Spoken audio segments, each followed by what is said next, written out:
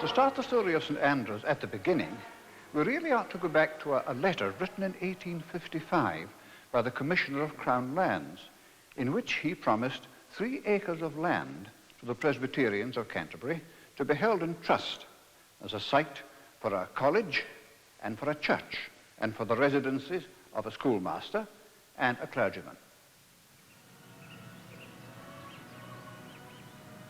By 1857, the church had been built, and a year later, the college followed.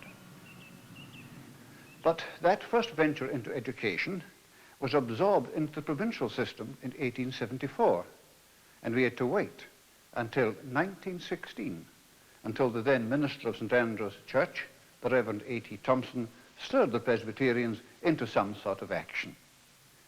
St Andrew's Church became the first home of St Andrew's College, which opened with a roll of 3 teachers, 3 boarders, and 16 day boys. But within 2 years, it was urgent to find more accommodation. Things were expanding and growing at a phenomenal rate. It was found here in what was then open countryside, in a property known as Strohan, the possession of the Stead family. 28 acres were bought for £17,000, and St Andrew's College was fairly launched on its way. Today, 65 years later, the college is supported by a wide family of friends and well-wishers. The past 20 years have been taken up with making up the leeway in maintenance, in buildings and equipment occasioned by the Depression and the war years.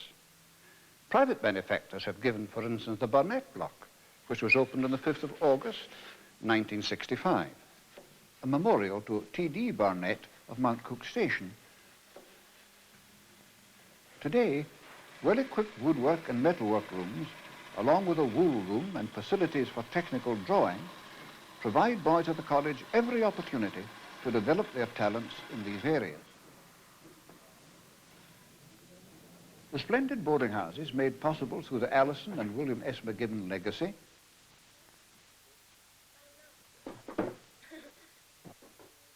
the establishment of the agricultural laboratory commemorating the work of past agricultural masters, especially George Mackenzie, who was here between 1928 and 31, and again between 1936 and 1951, and Walter StAC, who was here between 1952 and 1974.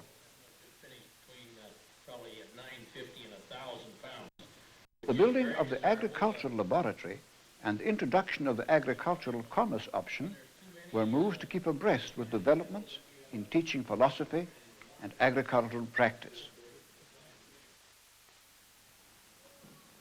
The first Bowker Science Building, the extension of the science laboratory facilities, and furnishing a senior biology lab.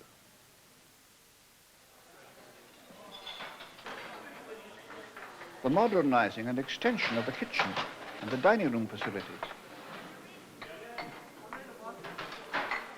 Over 600 meals are served each day, cafeteria style, and it takes half an hour to feed the boys each session. The music suite, presented to the college by Sir Robertson and Lady Stewart, sits amid the trees of the college and has a special atmosphere for the creation of music.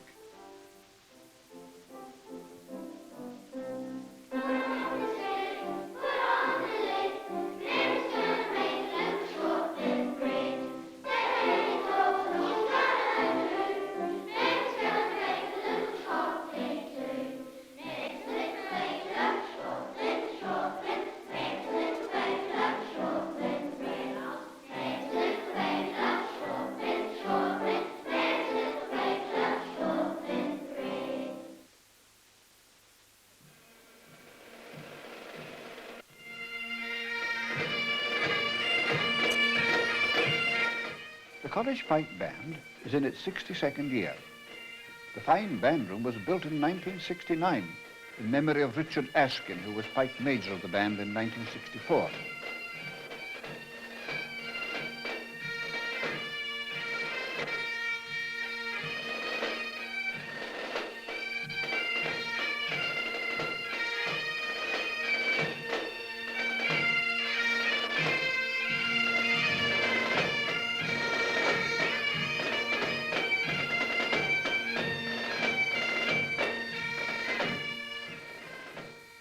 The building has 7 different practice rooms, storage spaces for instruments and uniforms, and is one of the best designed band facilities in the country. We should also remember such things as the erection of the squash courts, the 2 new tennis courts, and the 3 new cricket wickets, together with the cricket scorer's room. There has been new video equipment, the decking of the swimming pool, and additions to the mountain lodge in memory of Bruce Chisholm. The computer is being fully used by seniors,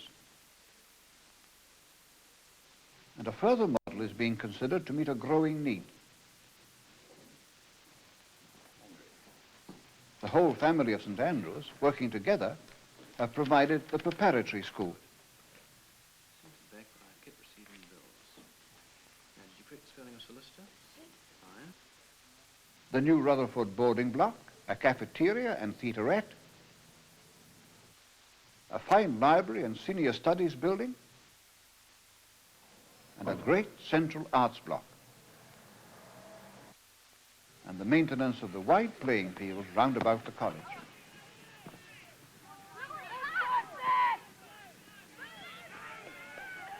This is indeed an amazing record of achievement. It's been made possible by the dedicated efforts and the generous giving of many.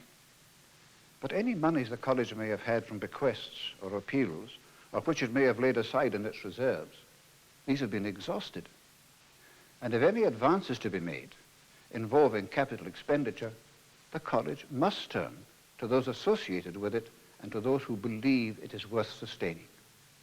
Since I joined the staff of St Andrews in 1943, I've seen many changes in the buildings. These have been aimed to replace old wooden buildings, with the exception of Strohan House, with buildings of permanent materials. Well, I was at St Andrews during the wartime years from 1940 to 44, and that, of course, coloured the whole period. But it was an important period in the history of the school, and I certainly remember it with affection. Facilities were pretty basic. We were short on staff, but those staff that were there were very dedicated.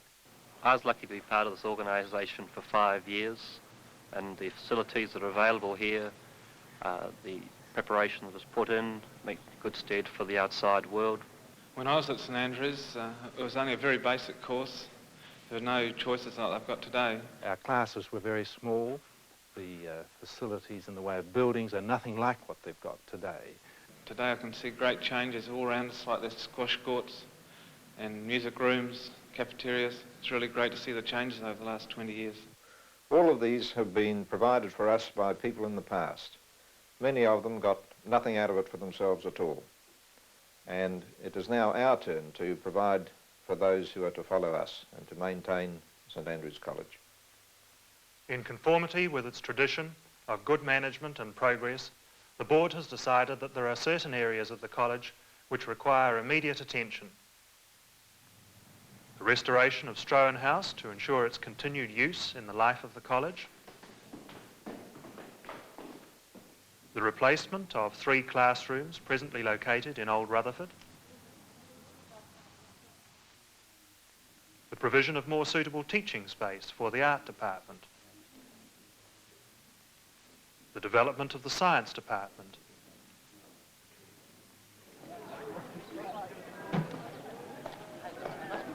The erection of covered ways, cycle stands, lockers and coat spaces. The cost of such progress would be in the vicinity of $750,000. After much consideration, the board has decided that the only feasible way of raising such an amount would be by launching a major fundraising campaign. It has therefore decided to launch a campaign to raise $600,000.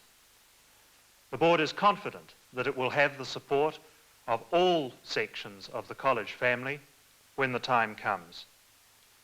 Enthusiasm and generosity have never been lacking where supporters of St Andrews have been concerned. Old boys and parents, particularly through their respective associations, executives and committees, have played a vital role in establishing the strength that the college has today. With wise guidance and your continuing interest and help, St Andrews College can confidently face the challenge of the 80s.